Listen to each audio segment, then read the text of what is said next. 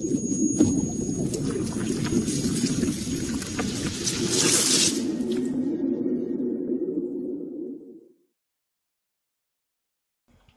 finales del siglo XIII, Gil Cordero, un pastor de vacas extremeño, se hallaba en la sierra de Guadalupe pastoreando sus vacas.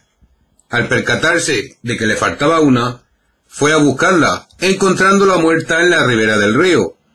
Como era costumbre entonces, procedió a marcarle la señal de la cruz en su pecho antes de clavárselo para poder desollarla. En ese mismo momento, se le apareció la Virgen.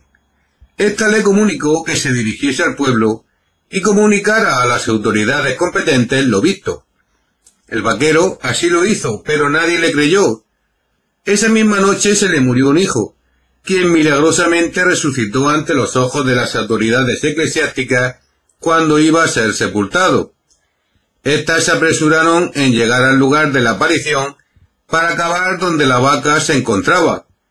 Allí apareció una imagen de madera que pasaron directamente a adorar. La imagen de la Virgen Morena cobró gran popularidad a partir del año 1340.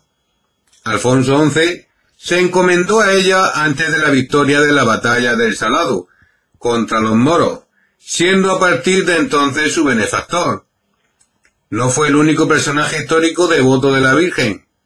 Posteriormente, también le rezaron Isabel I de Castilla, Cristóbal Colón, Hernán Cortés, etc.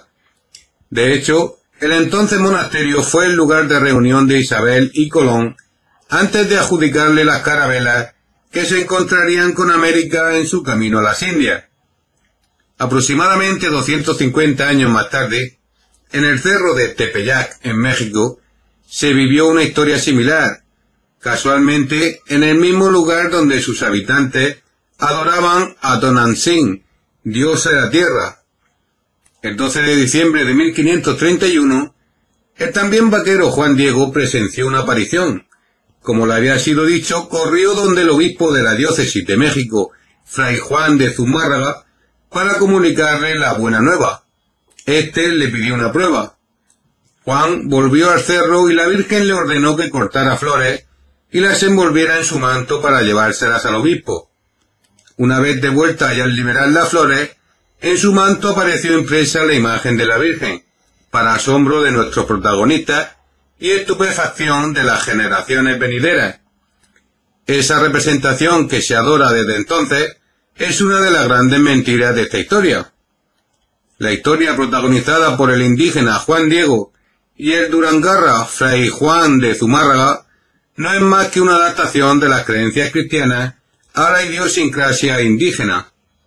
Realmente, la imagen de la Virgen en el manto del vaquero no fue realizada hasta 25 años más tarde de aquella inexistente aparición. Se realizó en el taller de Pedro de Gante por un pintor indígena llamado Marcos Zipac de Aquino.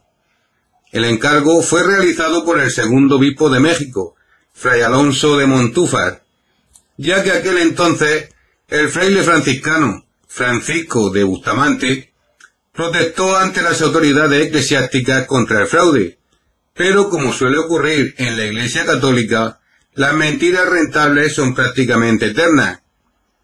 En 1883, el historiador mexicano Joaquín García Izcaz-Barceta descubrió que ninguno de los personajes históricos que vivieron en la época de la supuesta aparición hacen referencia a ella, ni en escritos ni en cartas. Como era de esperar, las autoridades eclesiásticas hicieron oídos sordos al apunte del historiador. Lo cierto es que el segundo arzobispo de México, Alonso de Montúfar, encargó a Marcos Zipac pintar la imagen de la Virgen añadiendo simbología prehispánica. Por otro lado, inventó la figura de Juan Diego. Este es el motivo por el que el supuesto vaquero y el milagro nunca fueron mencionados por sus coetáneos. El fin de esto fue, en un principio, encaminar a los indígenas hacia la fe cristiana. Juan Diego, a pesar de no existir, fue beatificado en 1990 y canonizado en 2002 por Juan Pablo I. La Basílica de Guadalupe es el centro de peregrinación más visitado del cristianismo.